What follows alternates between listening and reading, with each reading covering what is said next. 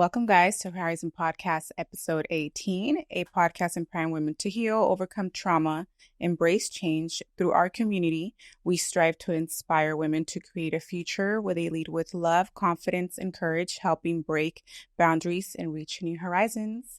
Hi, guys. So today we have a special guest at Herizon Podcast, and I'm so excited to introduce Gloria Zamora. Hi, girl. How are you? Good. I'm Thank excited. you for coming on. Thank you for having me. I am very excited about this episode. So am I. How are we feeling today? Good, excited, a little nervous, but Okay. I think the vibe is cool. I think I love that. Guys, we are going to get a little bit into Gloria and who she is, a little more in depth. I know that on social media she's known as a mom of 6 and a fitness influencer, but there is a lot more to her than just that. And today we are going to find out a little bit more about her childhood, where she came from, her struggles, what she's overcome. Her resilience will shine through because I've already talked to her, got to know a little bit about her story. But I am so excited for her to share this with you guys, and so you guys can personally hear it from her. Okay, Gloria, so tell us a little bit. Let's start off with your childhood, right? Okay. Let's start off at the beginning of it all. Of it all. Where did I come from? Where did you come from? You are first generation Mexican American. Yes. Your parents are from Mexico. Yes. Okay. My mom is from Jalpa, Zacatecas, and my dad is from Colima. Okay. And I was born in Fresno. So when my mom left Mexico, all her and her family, they went to move to Fresno, from my understanding. Okay. So that's where she met my dad. And Mhm. unfortunately, my mom didn't have the best relationship with him. My dad was an alcoholic. He was abusive. And she had 4 of us. I have 2 older brothers, and then I'm the 3rd child. And then I had a younger brother. So you're the only girl? I'm the only girl. Okay. Yes, out of 3 boys. And I think I was too young. I think my mom probably separated from my dad maybe when I was 2, Okay. 2, 3, somewhere around there, because I don't have any recollection of me even growing up with him at all. Okay. So I think they separated when I was really young because Okay. he was abusive, alcoholic. Like, she almost lost her life being with him. So she ended up separating from him and moving in with my grandma and my uncle at the time. Okay. We moved into East LA.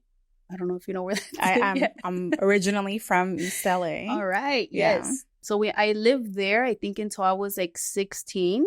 Okay. My mom's older brother had a business. He still has it. He has like I think you probably heard of it. It's El Paraíso Okay. Paleteria. We lived there. My mom and her brothers, all her siblings, they all worked for my uncle. So where we lived at, the business was in front of our house. Okay. So I lived there. I went to a Catholic school from kinder through 8th, Our Lady of Soledad, for all the people that follow me and all my childhood friends. Okay. We went to school there, me, my brothers and I, from kinder through 8th. And then my older brothers continued to go to high school. They went to Salesian High School. It's an all-boy Catholic school. Oh, so the religion was a big part of Oh my God, yes. it, especially growing up. Yes. Okay. My grandma was super hardcore Catholic, to where we would pray 3 times a day. We would go to Catholic school. We would go to church. Like, if that lady can go to church every single day and there was mass every day, she would be there. Okay. And then we would pray at night. We would pray in the morning. Like, God was very installed into me, like, a lot since I was little. How was it growing up with 3 brothers? Oh my God, it was hard. Being the only girl. A lot of people used to tell me, like, oh my God, you're probably so spoiled. Oh my God, they probably treat you like you're a princess. Absolutely not. I was not brought up that way. I was brought up in a very, very, very Hispanic household, very traditional Hispanic, to where I was the woman. So I needed to cater to my brothers. I was brought up that way.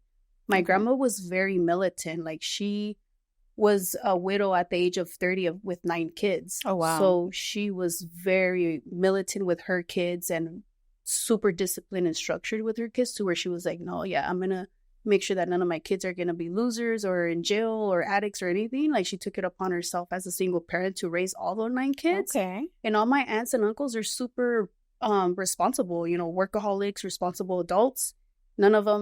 I've never seen none of them, do any bad thing, I guess, in their lives. Right. I didn't grow up seeing that.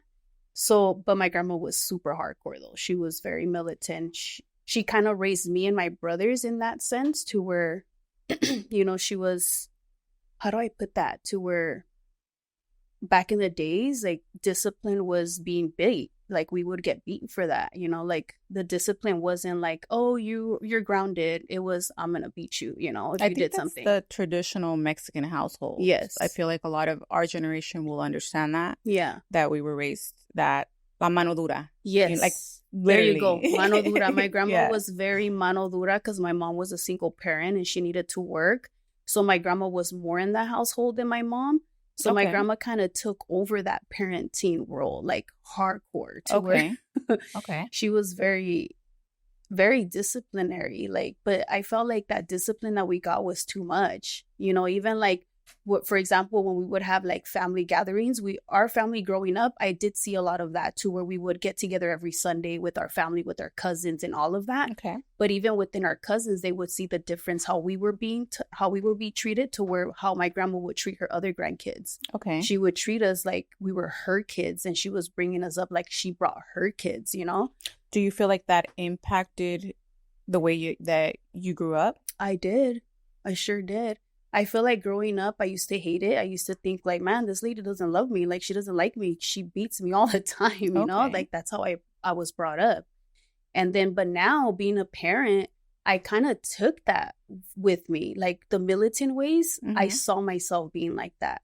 Super, very overprotective, making sure that my kids were like doing, and you need to do this, and you need to do chores. Because my day as a kid growing up in that household was going to school and you come home and you do your chores. Right. It wasn't homework. It was you're coming home, you're cleaning, you're washing the dishes, you're cleaning your brother's room, you're washing their clothes, you're folding it, you're putting it away.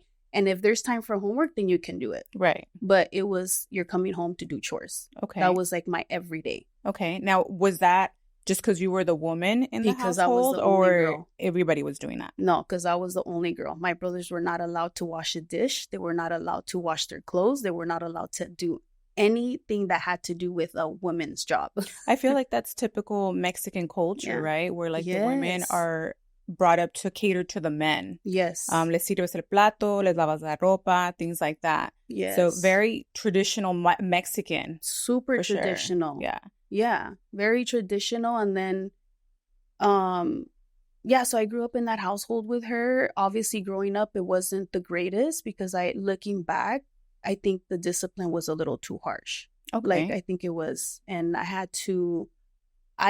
you're a product of your environment, you know? So you think that that's okay. So when I was a mom, I caught myself having that type of discipline with my kids. And in a way, it was good that my kids were so outspoken. Like, I remember my son telling me, like, how come every time I get in trouble, you have to hit me? And I was like, one day it just hit me and struck me. I'm like, oh my God, he's right. Like, remember how you felt when you were a kid and used to get beat? You would wish that they would talk to you and tell you, like, don't do this because A, B, and C. Like, let me try to prevent you, because that's what I was hungry for at that time. So I'm like, I need to start. Solita, I just started telling myself, like, no, you can't do that. This is a different upbringing. Your kids are different. You cannot do what you were taught as a little kid thinking that's going to work with your kids. Okay. You know, so her militant ways, I did bring it. The OCD, because she made me OCD. I feel like me cleaning, it's a thing for me. Like, I need to clean all the time. Like, but there's like a way that I need to clean, because if I don't clean a certain way or my kids don't copy the way that I clean, like, it's not clean. It's not clean. Mm-hmm. And then even my kids will tell me, like, you're too much. Like, you need to chill. Like, why are you overdoing it? Okay. But it's just a habit, because it was it was instilled in you. It was like in you. Yes. Every single day, that was my routine. Okay. And if I wanted to bring friends over, it was a no. Anything that had to do with me watching TV, it was a devil. Es el chamuco. Estás mirando tele, el chamuco te tiene ahí atrapado. Ponte a limpiar. Ponte a limpiar. Ponte a limpiar. Ponte a limpiar. Yeah. Yes. And then, oh my God, you just saying that, like, that literally, that's what she would say. Ponte a limpiar. And then my biggest pet peeve when she would make me clean was cleaning the restroom. Our restroom was tile from wall to floor. And she would give me literally a bucket with Ajax and a toothbrush and clean Hacks. every single little square. And the squares were like this big. Girl, that's some deep cleaning. That's Deep cleaning. And I deep clean. That's what I do. Honestly, I definitely relate to that because my children and my siblings don't know what it's like to deep clean. I know, like, not throwing them out there, but it's deep clean is the way that we're taught is totally different compared to how it is now. Kind of surface level. No, it's like you get every crevices, every corner. Yes, I'm telling you, my grandma was OCD. Okay. Even like the windows, like, you know, all the windows, like the frame, like the trim. She will make me open the window, and you know how they would get full of dirt? Yeah. She will make me clean all that. That's how OCD she was. So let me ask you, you were the only one cleaning. What are your brothers up to at this point? Nothing. Just chilling, living the king life. Okay. If you ask them, they'll remember that. They'll remember that they wouldn't do anything. They would be the ones out there doing sports, doing all the things, when me being a girl was at home doing chores. And so that was also instilled in you that this is your role, and they can go ahead and just do whatever. Okay. So literally, how's your relationship with your brothers? With my brothers is not the greatest, unfortunately, because they started taking other paths in life, you know, that they shouldn't. And I don't have the best relationship with them because they got into drugs and alcohol and getting themselves into trouble to where I kind of just took myself away from that, because first, I don't want my kids to watch that and think that that's okay. And then also, I just learned that my brothers unfortunately are people like, if I can take advantage of her, like, let me just do it and not really care. Because what also wasn't installed in them being men, because like I told you a little bit earlier, when people used to ask me like, how many brothers? Do you have sisters, brothers? No, I have just 3 brothers. Oh my God. Your brothers probably like protect you so much. And they protect you, and you are not even allowed to have a boyfriend or anything. I'll be like, no, my brothers don't care about me. Like, they don't care. Okay. Because my mom never installed that into them. Right. You know, she didn't tell them, like, take care of your sister. Me not having a dad around, you would think that they would step up and be yes, because I tell my son that I don't care that you have 2 older sisters. Like, at the end of the day, you're going to be a man one day, and I need you to protect your sisters. I need you to be that person, you know, to that if your sisters are into something and they need a man's protection, like, I need you to step up. Okay. So the things that I didn't have from my brothers, I'm definitely installing in my son. When they would make me do all these things for them, I remember telling myself when I was younger, like, when I get older and I have kids, and if I have a son, he's damn sure gonna clean. He's damn sure gonna wash dishes, do laundry, pick up after himself. And if you see him now, he's the cleanest person because I installed it since he was little. Like, you're gonna clean, you're gonna pick up after yourself, you're gonna wash your clothes, you're gonna wash dishes. And as much as he hates it, I tell him, when you get married one day, son, like, your wife is going to love you because you clean and you pick up after yourself, and you're going to help her with your babies. Because if you get married and you have kids, like, trust me, she's going to love you and respect you and even love you even more. You broke that traditional man role with him, and you're instilling him the new values. Yes. I like to call it traditional modern. Yes. Where we instill, you know, what our roots are Mexican, but we're American. And I think that we're teaching, as being the first generation of Mexican Americans, we're teaching our kids, which are second generation of Mexican Americans, a new way of doing things compared to the way that we were brought up. Correct. Right? Yes. So that you were a young mom. Yes. Right? You were you had your first child at 16. At 16. Tell us a little bit about that. Ooh, I got pregnant at 16, and I think a lot of it was not having the proper guidance, you know, not even with the simple, when I first started, you know, when you become what do they call that? Like, when you you go into your womanhood, you know, that you have your menstrual and all of that stuff. Like, I remember starting my period and going through it for like, I think a week and a half, and I didn't even tell my mom because I didn't even know what it was. I was like, what the hell? Why am I bleeding? I think in the Mexican household, it's not really explained or taught. No. And I remember talking to my teacher about it, because it was funny how, I think it's either in the 4th or 5th grade where they talk about stuff like that. They have like a class. Yeah, right? They have like a class. And I remember it happened to me like a few weeks later, like that I started my period. But it didn't dawn to me till like few days after, like, okay, I'm still bleeding. Like, what the heck? You know? So I remember talking to my teacher about it. Instead of going with my mom, I went to go talk to my teacher about it. Right. And she's like, well, remember, we talked about this on health class. This is what's going to happen and blah, blah, blah. And I still didn't tell my mom until she obviously found my underwears that were stained. And she was like, ven para acá. She was like, down here, you find these pads, you put them on. And that was it. That was a whole conversation. And I was like, okay. From there, figure it out. Yeah. And I started my period at a very young age, too. I was like 9.5, almost 10 years old. Wow, you did. Yes, I really did. Yeah. I started super, super young. So imagine, I have an 11-year-old right now, and I think like, oh my God, if she had hers at 9 going into 10, like, you're so young. Yes. Yeah. So I developed super young. And for me, it was like, what the hell is this? Yeah. You know, so I don't know if my mom took it like, oh, she's too young. She doesn't need to know all the details. Okay. To where I had to just learn a lot of that on my own. You know, you talk with your friends, and my mom wasn't really open about sex. Sex was like a taboo thing. You don't talk they don't talk about that. You don't talk about that, you know? But those things need to be told to your kid. They need to be spoken about, especially to the younger generation, because if not, what happens is they go and they ask their friends, and their friends are right along the same boat, and they'll go, and nowadays with social media, that's how they find things out. So I think it's better for us moms to sit here and educate our children on not only what we weren't educated on, but to have these tough conversations that are uncomfortable, but it's better for them to know it from us than for them to find out through the internet or their friends or, you know. Yeah. I think the internet now is more advanced than what it was when I was young. I don't think you would find so much or easy access to be able to, like, it was literally just word of mouth, like you talking to your friends, like, or your teacher. At that time, it was my teacher. And she gave me information like what to eat and stay away from. And this is what, but she didn't go into details as far as like sex and being protected and what your body can do, you know, because I remember telling my daughter when she had her first period, I'm like, this is a sign that now you can have kids.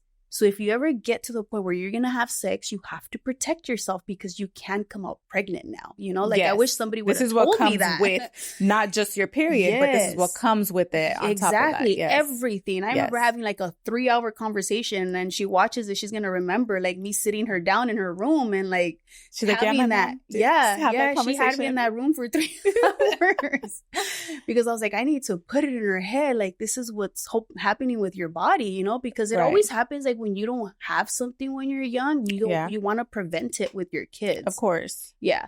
And then I think, you know, I obviously got involved with the wrong person. I was super young. Obviously, he was older than me. And now looking back, it was a lot of just not having the proper knowledge. And then also because my mom wouldn't have that open communication with me. She's too busy working. She's also a young mom trying to, you know, she leaves this horrible marriage that she had with my dad. And she's also trying to find love other than just being a mom, you know, so she gets wrapped up in her and not really so much being a mom with me and my brothers, you know. I understand. And she didn't have that open communication. Till this day, it's really hard for her to have that conversation with us. Like having openly communication, I feel like it's always still been super hard for her and I to have that. Okay. Because I think it's just never... I don't think it's ever been there because she's never built that, you know? I don't know if that makes sense. I understand what you're talking about. Like, since she's never built that or never installed in us to come and talk to us and stuff like that, I feel like till this day is a little uncomfortable to just sit with her and have all these crazy conversations. Well, I mean, if we look at it, I mean, let's look at how they were brought up. They didn't have those conversations. Exactly. So they're not, how would I say it? They don't have the same knowledge that we do, and things weren't where they were at. They're very old school Mexican. So it's some things that they don't talk. They don't talk about their feelings. Was like that too. They don't talk about, they're just strong women that have to play both roles, and así es como nos crecimos y así son las cosas, and we don't think outside of that. Exactly. Right? No, you said exactly it, because she'll say it sometimes. Mi mamá no me enseñó ser cariñosa. Mi mamá no me enseñó que... It's vulnerability to them, and vulnerability is weakness. Exactly. And unfortunately, that's not really how things are. No, because I even see myself in that sometimes. Like, it'll be hard for me to be vulnerable with my kids, but I think my kids brought that out in me because I feel like my kids were so outspoken. Like when I told you that I would like discipline, and for my son to say that was like a slap in my face. Like, wait, hold up. Like, he's right. I shouldn't be beating him up. Like, he made you question why you're doing what you're doing. Yeah. And then it brought me back to where like, oh shoot, he's right. Like, I remember like being beat because it wasn't like, oh, te voy a dar unas nalgadas. No, it was like bow, whatever she found, she will beat the crap out of us. And my cousins will tell you, like, it was different. And she only did it with me and my brothers. And when we had family gatherings, and if my cousins did something, I was like, ay, mijo, man, like, you're okay. Like, but when it was with me and my brothers, it was different because she felt like we were her kids. Right, because you were in her household and she was helping and she was helping my mom raise us to where she kind of pushed my mom aside and was like, no, I'm gonna raise them. Like, you go work, you financially provide, but I'll take care of everything else. Raise them. Right. And my brothers have a hard time with that. You know, they till this day, they have a hard time that how did they allow my grandma to have that role when she was our parent, she was our mom, and she kind of just handed that over to her. Okay. You know, so we all had the same upbringing, but for me, now looking older, I feel like some of that did mold me for who I am because I'm just so, I'm such a hard worker. Hardworking was something that I saw growing up. Yes. My mom being hardworking, my grandma being hardworking, all my uncles hard worker. Like, you will not ever see one of those people not working or just chilling, nothing. So I think that hardworking is installed in me because I saw that growing up. Mm-hmm. And I saw that what that can do if you just continue to work. Correct. Because my uncle became a billionaire. Like, he's a rich man, you know. So I saw that if you work together as a family and you work hard, like, something good can come out of that. Yes. So at a young age, I was like, yeah, this is what I'm going to be. I'm going to be a hard worker and I'm going to make money. And so when I became pregnant young, I remember, because I was 16 and I remember my mom being a single parent. Like, she wasn't, I'm bringing another baby into the household. When you're a baby. When I'm a baby. So I didn't have no other choice but to depend on my mom, you know? So my mom was like, ve, got a welfare. A ver si te aplican para welfare. So there I go to welfare. And they're like, yeah, no, we can't give you nothing. You're 16. Like, you have to be 18. Yeah. And then my mom's like, well, ni modo, you know, she's like, you're just going to have to go to school and we'll figure it out, whatever. And then, you know, once you turn 18, let's see if you can go. So I turned 18 and there I go to the welfare office to go apply for some welfare. Okay. Because I needed income. Because like, my mom was like, you wanted a baby, then you're going to figure it out. Like, this is what you wanted, right? Right. And I went through the whole process too. So going a little bit back, because I know that I'm probably getting ahead of myself. When I first found out that I was pregnant, did I have the idea of wanting to have an abortion? Absolutely. This is a conversation that I've had with my daughter, you know, like, because she'd be like, oh my God, how did you even think about that? I'm like, I was 16. Yeah. You know, but then when I went to the clinic and they told me, oh my God, you're pregnant. You have 3 options. 1, have an abortion. 2, keep the baby, give it up for adoption.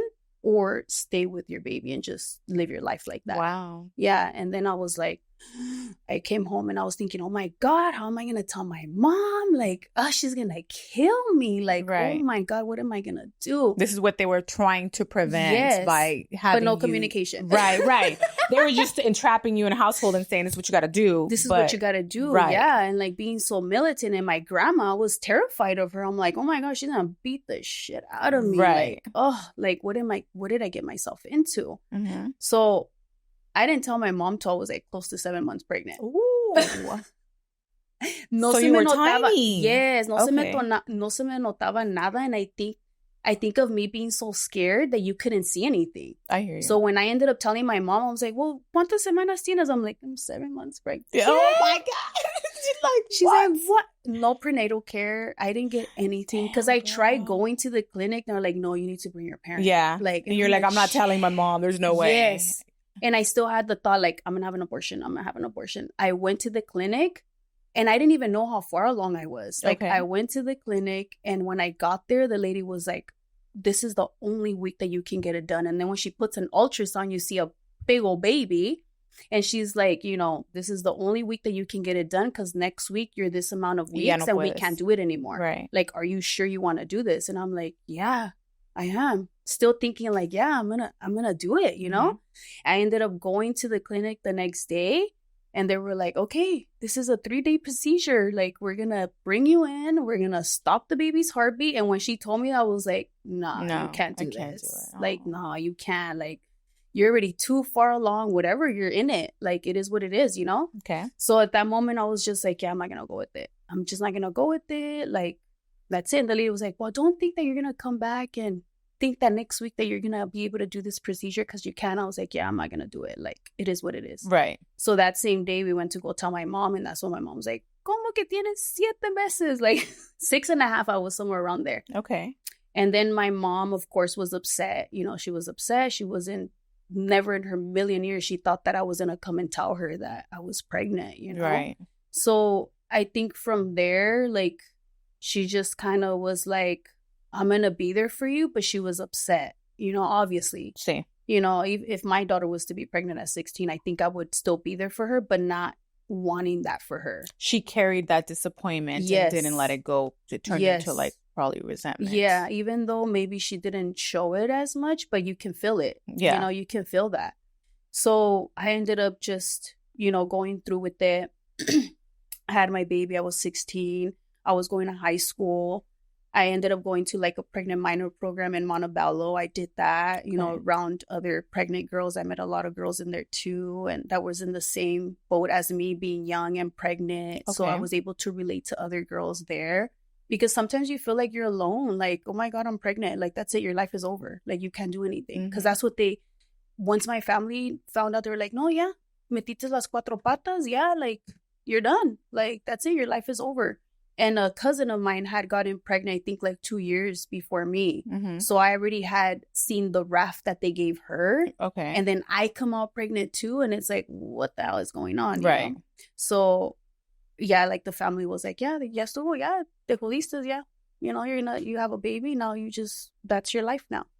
So I kind of took it like people would tell me, like, yeah, your life is over. Like, you're a teen parent. Like, you kind of accepted that. Like, yeah. Okay. But then in me, I was like, yeah, no, I'm not over. Like, I'm going to continue. Okay. So then when I turned 18, my mom was like, yeah, you need to go get welfare because how am I going to support like another mouth? Like, you have to do something. Right.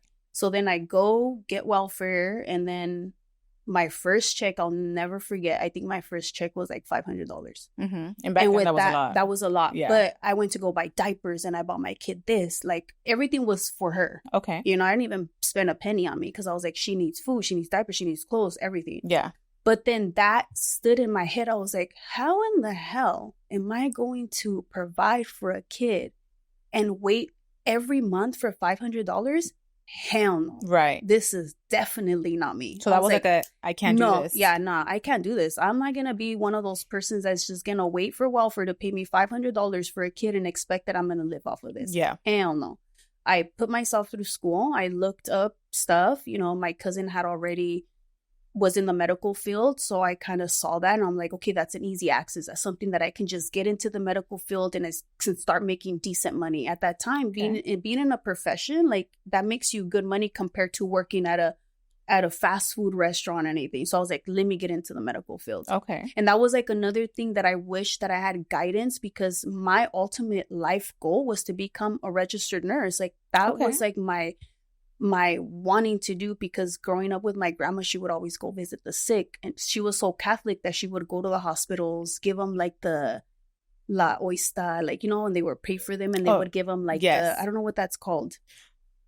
I don't know what that's called. Yeah, sorry. The Eucharist. Yeah. So she was like, I don't know if they baptized or they received some type of ceremony to be able to do type stuff like that. Okay. So my grandma would go visit the sick. She would go to this convalescent homes and like feed she was very involved with giving back a lot. And she would take me with her to every single thing. I was with her at all the times. Okay. So then I was like, yeah, I want to be in the medical field. Like, I'm from a young age, I was like, this is me. Like, this is what I want to do. Okay. So when I turned 18, I put myself through school, graduated as a medical assistant by myself with my baby next to me. Nobody was there. I put myself through school. Like, I didn't ask. I remember catching the bus from Huntington Park to, I think, like East LA. And then from East LA will take me all the way to Whittier. Okay. I was like, you struggled. I struggled. I would get on the bus like 5 a.m. just so that I can go to school by 8 and then bring myself back and then get my baby from my mom, because my mom would take her to work with her. Okay. So yeah, that was like my life until like, and then I get pregnant again, like when I was 20. Okay. 4.5 years later, I get pregnant again with my second daughter. And that's when I moved in with my husband at that time. And then things weren't the greatest. Like, years, maybe like a year, 2 years into the relationship, I started noticing like, oh yeah, this guy's cheating, So there was a lot of cheating going on within that relationship. But then you're so young, you have 2 kids, and you're like, yeah, I have to like kind of just roll with the punches. And then also because I didn't have like actual facts. You know how you get that feeling like something's your intuition's telling you, but you don't know it. And but you don't know, anything, and then you're scared, and you're like, you have two at that point. I have 2 kids at that point. My marriage wasn't the greatest, and then you just kind of stick with. I grew up with no parents, so I'm like, I don't want that for my kids. So let me just write it out, and then I still didn't have full proof.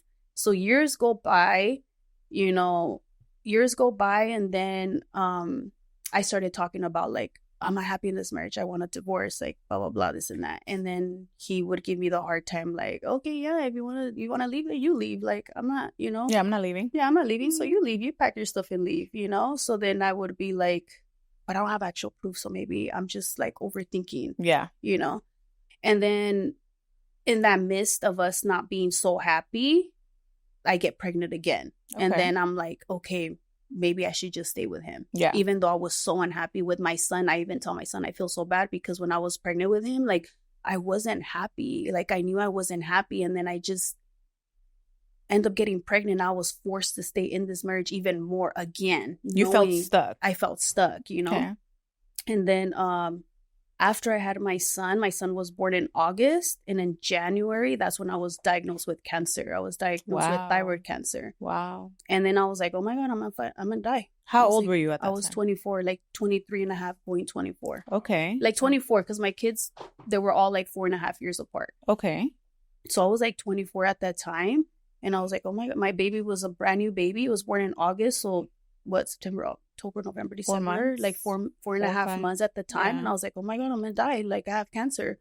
Because the word cancer is like, you're dying. Yeah, of course. Like, I'm dying. It's a word you never want to hear. Yeah. So then I didn't know that thyroid cancer, they say that that's like the safest cancer and it doesn't spread everywhere. Okay. But I think it's just how you get it, because I've heard stories of people getting thyroid cancer and it's aggressive and they pass, Okay. So I was just one of the lucky ones that it just stood here and it didn't spread. It spread to a few of my lymph nodes, but it didn't spread to other organs or anything. Okay. And also because we caught it on time. Okay. So then I have my cancer scare, I have my surgery, my baby's still little, and then I come home, and then like a few months later, I'm always a big believer that, because I've never been that type of wife or girlfriend, whatever, to where I'm like toxic or babysitting you. Like, what is my man doing? What is he doing? Calling him, or I don't have that style. I don't care for that. Like, if you're going to go do what you're going to do, sooner or later, I will find out. It will come to light. It just literally falls in your lap. It really does. It just takes time. It just takes time. Even though you have this women intuition, like, and you ask him, of course, they're going to deny it. Of course. And one of my good friends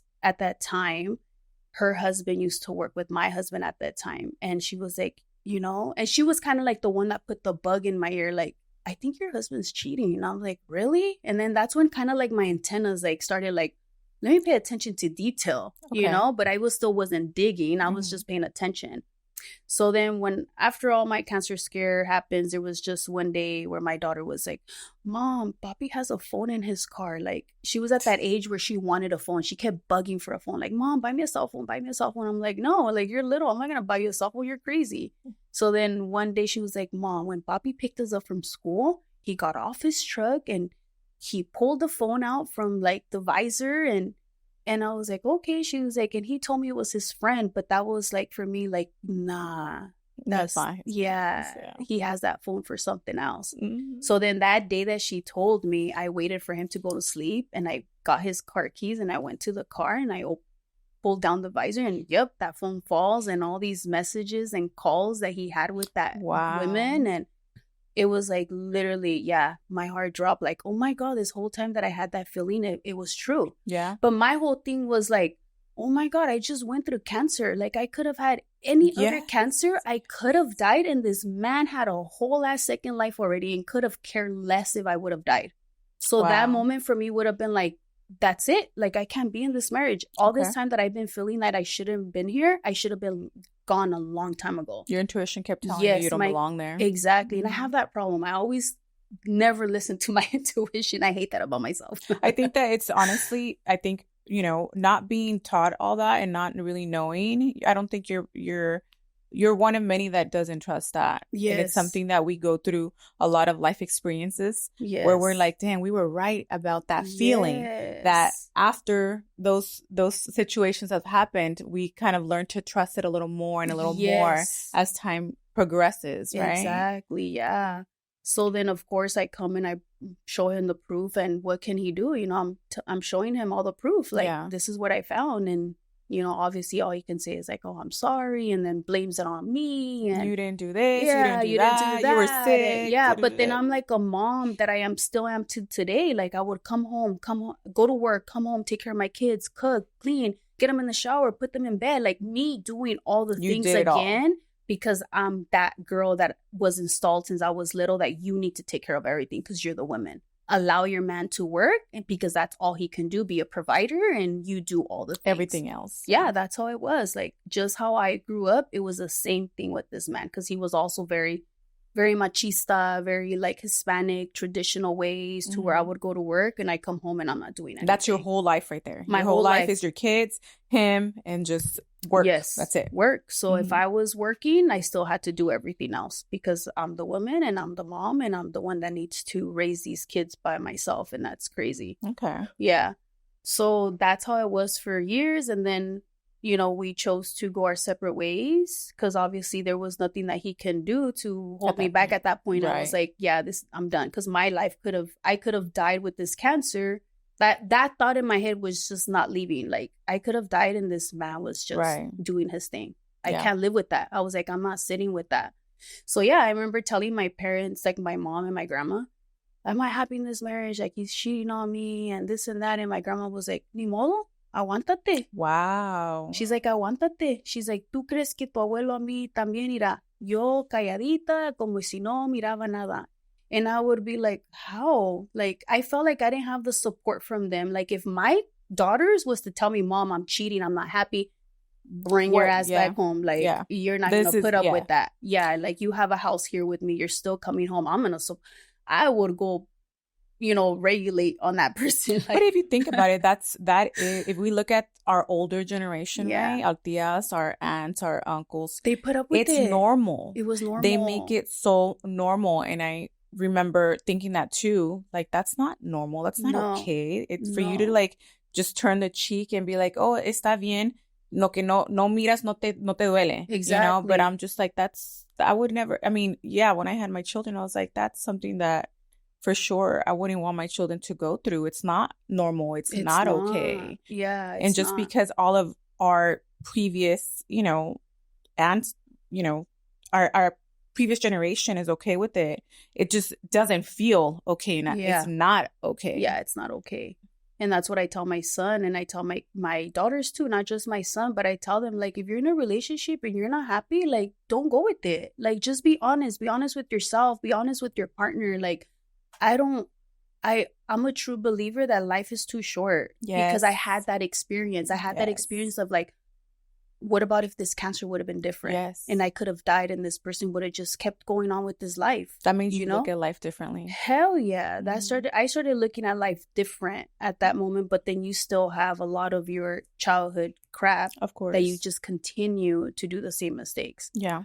So yeah, we ended up that marriage, and the good thing that he wasn't like a toxic person. I think that our separation was okay too, where we were able to build like a good co-parenting, you know, like good communication, good co-parenting, to where if anything that my kids needed, he was always there. Okay. Till this day, we can jump on a phone call and he's very helpful, very supportive with my kids. So, and I think that also helped my kids to grow up with not having so much trauma too, like not seeing us argue or bicker. I mean, we've had disagreements like any other co-parenting would when it comes within our kids. Mm-hmm. But I just feel like him not being a toxic person, because I grew up with that, with my parents not getting along and not seeing eye to eye so that we can have a father figure in our life, because they put up with a lot. My mom put up with a lot, and my dad not really pushing it to where he should have been in our lives. He should have fought for us, you know, to where But then I don't know that side, like what did my mom do for him not to be able to be around? Right, know? right. So then I knew that I didn't want that for my kids. I knew that I was like, no, I'm going to get along with him. Like, we didn't work out. And good thing that him and I were on the same page to where he made that easy. Obviously, in the beginning, I think everybody can relate to when you first separate. Yeah. Everybody has their feelings. You're angry, or when somebody's checked out, it's easy for the person to check out to be like, oh, yeah, I don't care about you. Like, whatever. But then if the other person is not fully checked out yet, that's when like the whole disagreement and the toxicity comes in, and they want to hold the kids against them. Like, so I knew that, because since I didn't grow up with my dad and my mom holding us against for us to have our dad in our life, I didn't want that for my kids. So I remember telling them, like, we're going to separate, but please be present with your kid's life. Like, whatever happened between you and I, like, it's between you and I, but please be a dad. Please don't allow that my kids live like what I lived, not having a father figure. Like, I don't want that. So he would be like, no, I promise you. Like, yeah, I'm going to be there for my kids. So he kept up with that, and I'm grateful for that. That's awesome. Yeah, because with my upbringing, my mom wasn't the greatest with my dad too. So I didn't want that. I hear you. Well, wow, Gloria, you've gone through a lot. And honestly, that's just been the first part of your life. Literally. And I admire you so much. You have so much resilience, and everything you've gone through. Wow.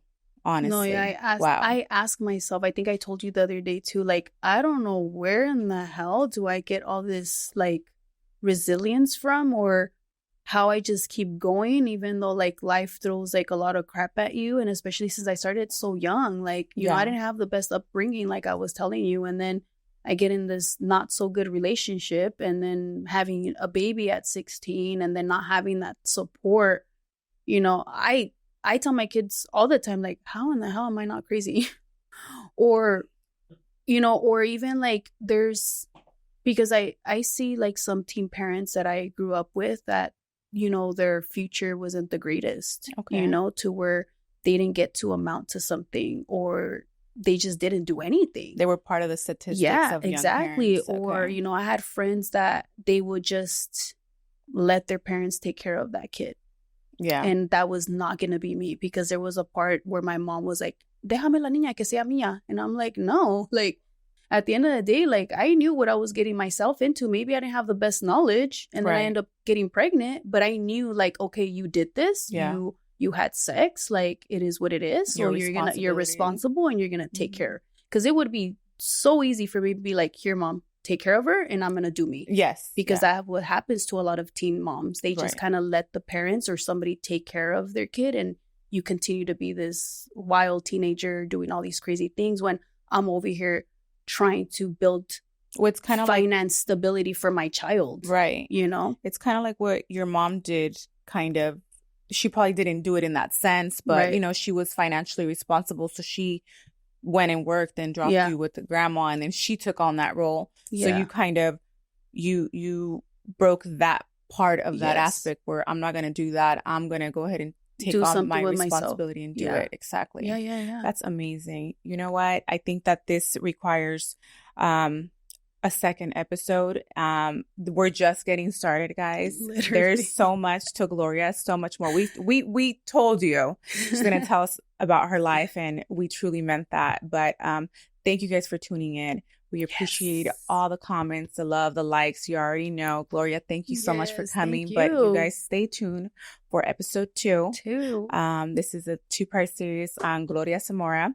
We're getting to know the real, the raw, the unedited of who she really is. And she is, you know, we provided a safe space for her to be vulnerable. And to just stay tuned, guys, for episode 2, episode 19. And we love you guys. Thank you for tuning in. Stay tuned.